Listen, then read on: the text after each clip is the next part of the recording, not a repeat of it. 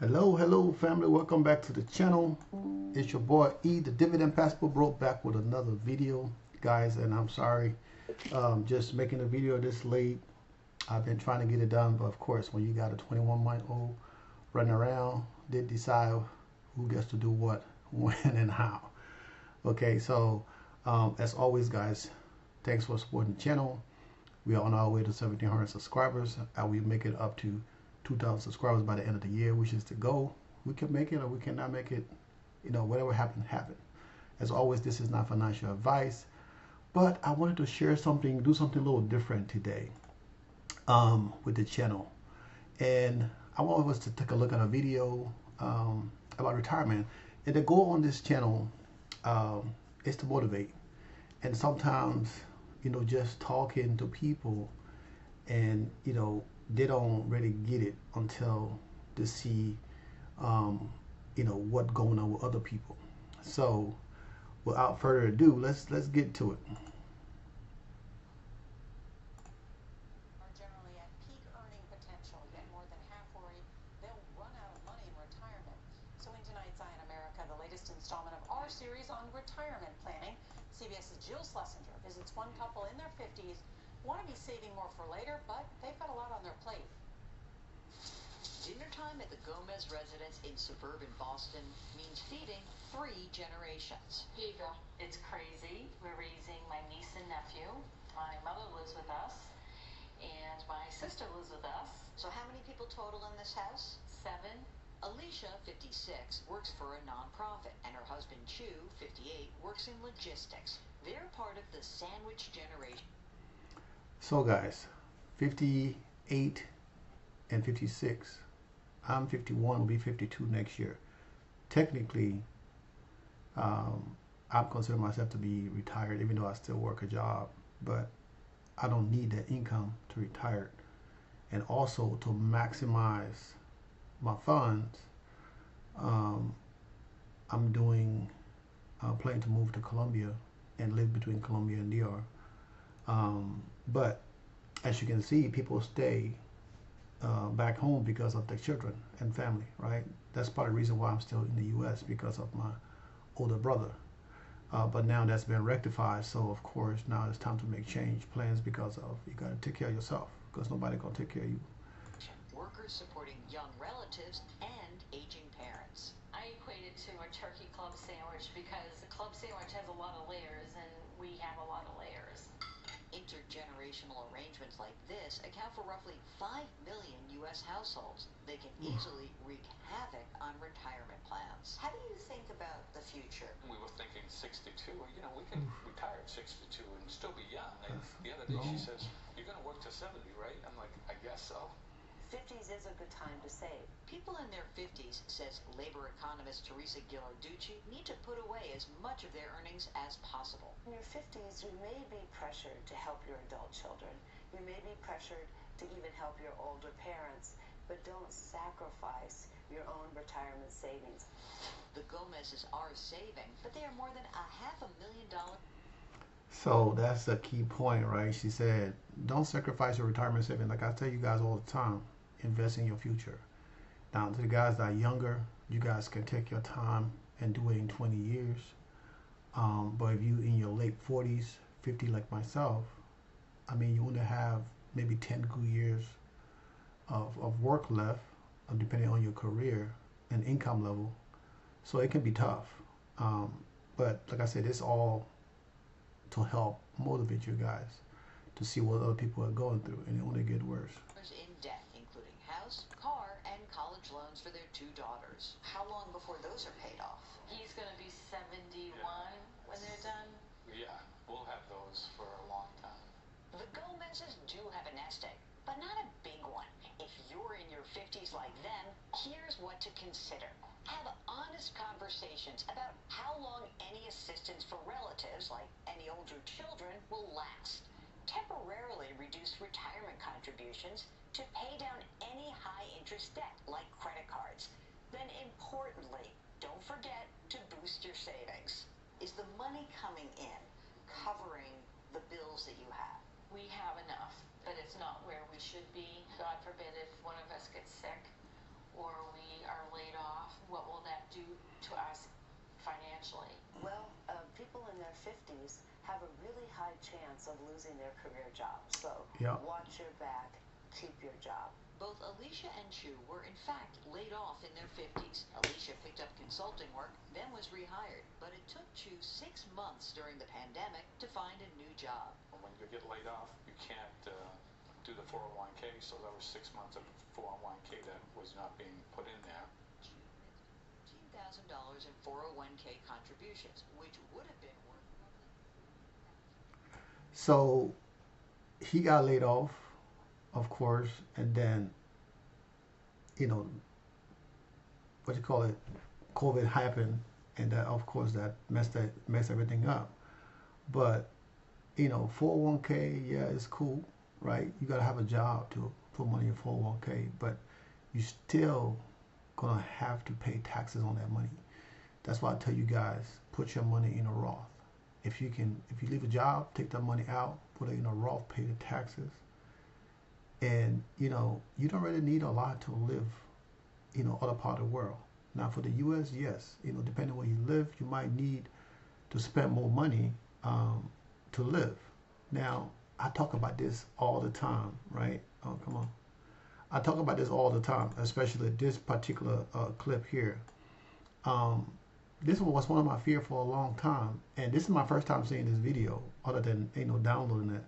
But this is my first time seeing this video today, and being this guy here, I always dread and fear that I didn't want to get old and be this guy, right? After working my ass off for many years, earning income and not putting it to use, instead of living for today and not thinking about tomorrow, just buying nice cars, nice houses, instead of buying stuff to invest, right? So that would pay you later on. You can even sell it and take that money and put it into be your retirement. But if you don't plan for your future, then you have no plan. And when you have no plan, you end up in this situation. Above the age of 65 are still working. That is a number that has more than doubled since 1985. In tonight's Eye on America report, Mark Strassman introduces us to a man who, like others, may never be able to retire. If I had planned harder when I was younger, and if things had went better, I wouldn't be going to work this morning. I'd be going fishing, or I'd be going hunting. I'll see you at noon. Or I would have her up going on a little trip somewhere. I'll be here. I mean, that's in my mind a lot, and I blame myself for it.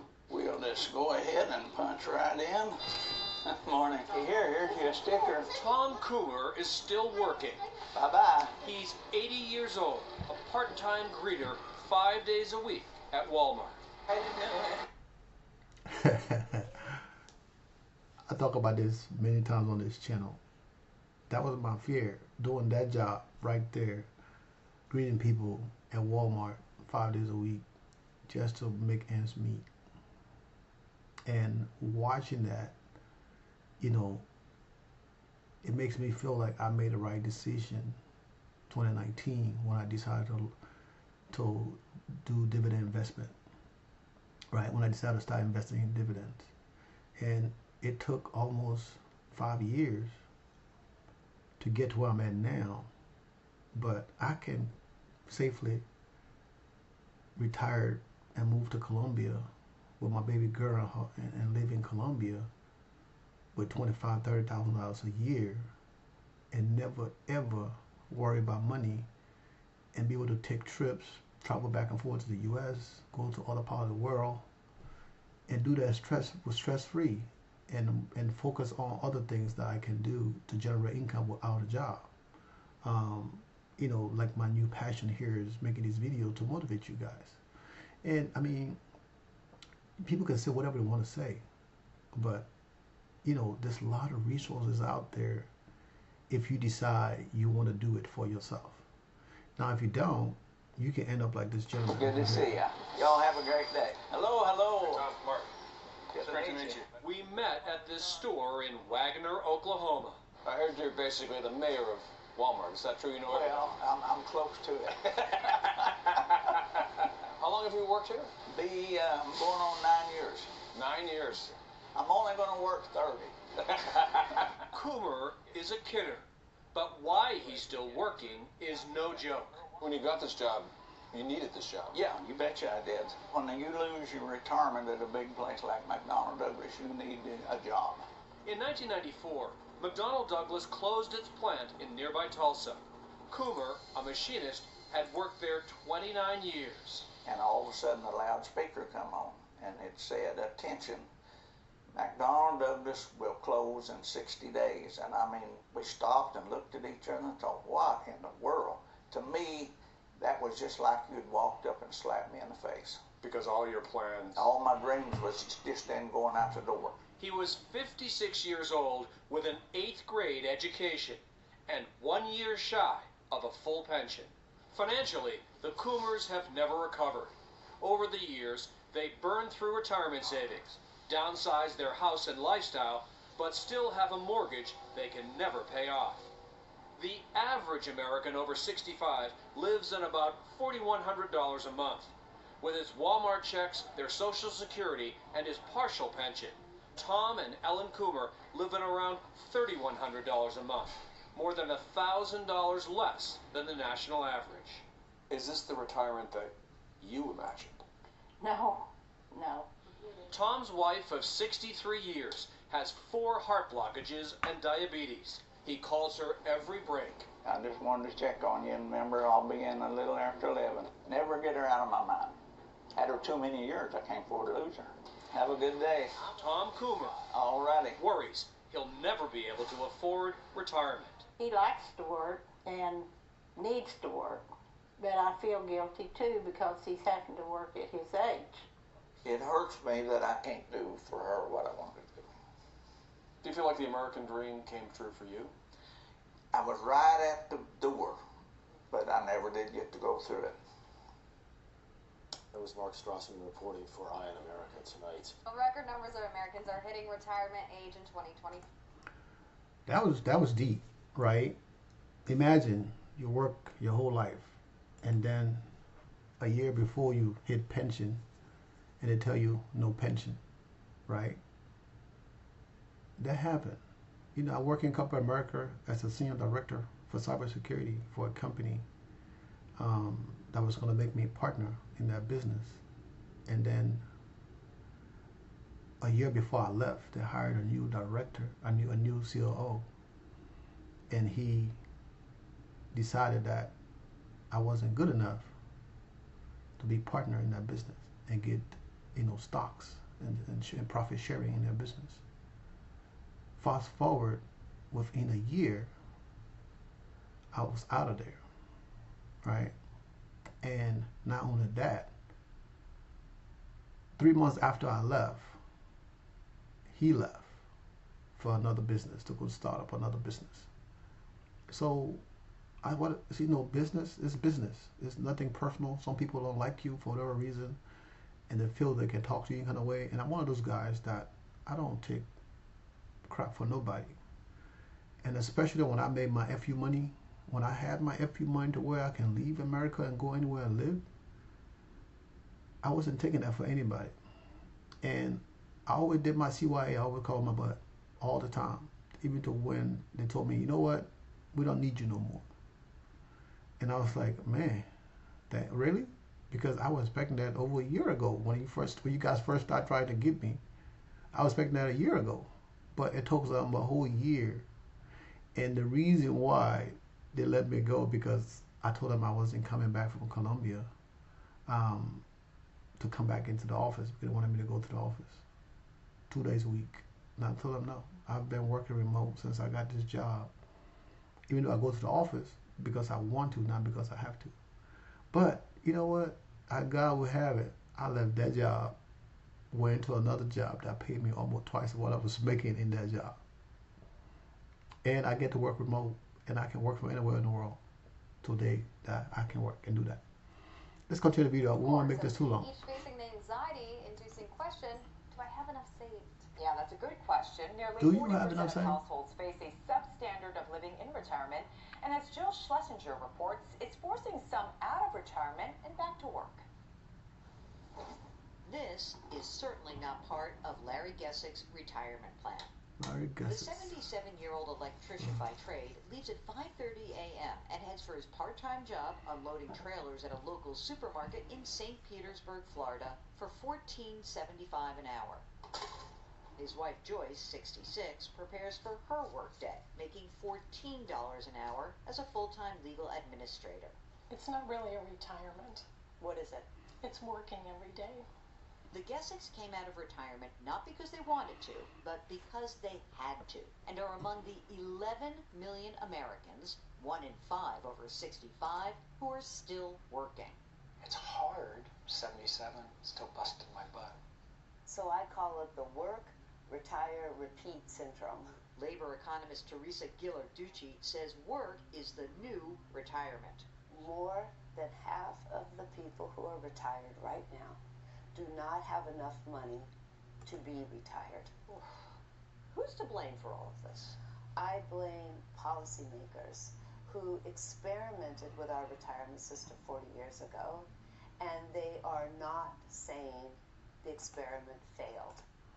Okay, so we blame policymaker, government, senators, congressmen, whatever, politician. But what are you going to do about your situation? You're going to wait for the government to come back and fix it? Or you're going to fix it yourself? Like I make jokes all the time, right? And say, Social Security going to be my limbo fund. When I start collecting Social Security at 62 or whatever else, whenever I can collect it, I'm going to take that money and buy a limbo. Maybe I'm not buy a limbo. Maybe I buy a Corvette. I think I like the Corvette better and more. It's like more of an everyday car compared to a limbo.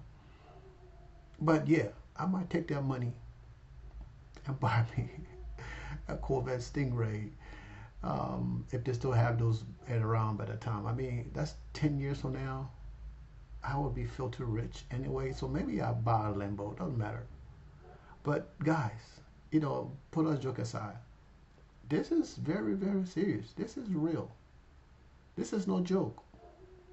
You know, I set up a separate account for my daughter, for Evie the baby, and her sister the next one, right, Iara, for her tuition in college.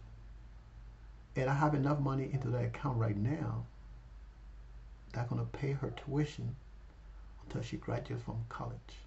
And if she want to go for a master's, whatever, I can still pay for that because that money is just going to keep growing and growing and growing, right? And funny, I got a sarcastic comment today on the channel was, why do people even invest in yield max and other high yield risky funds? Now, as you guys know, every time I make comments about yield max, I always tell you guys not to invest in it because it's risky. But if you know how to play it, yes, you can be rich in short period of time. I've been investing in that yield max and stuff for a few years now.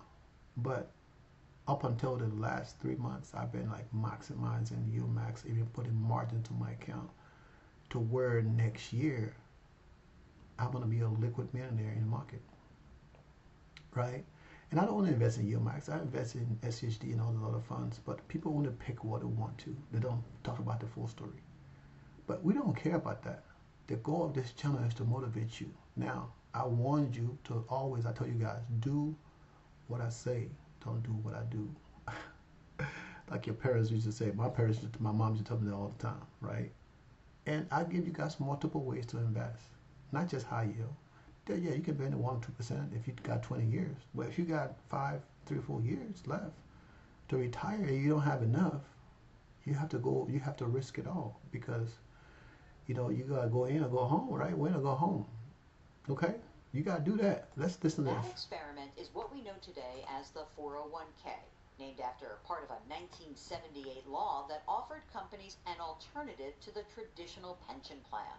The thought was that Americans just need a little bit of financial literacy and they can just save on their own. But in fact, many of today's older workers were never taught enough about saving and investing for retirement.